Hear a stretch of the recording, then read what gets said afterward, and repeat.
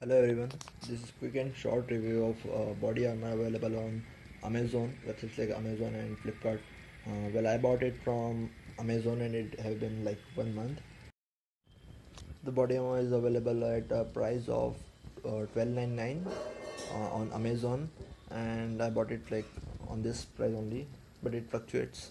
So first thing, okay, overall I'm satisfied with this product. So I will be pointing out the things. So initially, on internet the image is shown like there is a fabric in between the paddings and in between the pads and this armor, but it is net. It is not fabric, not a cloth, not any cloth or fabric material.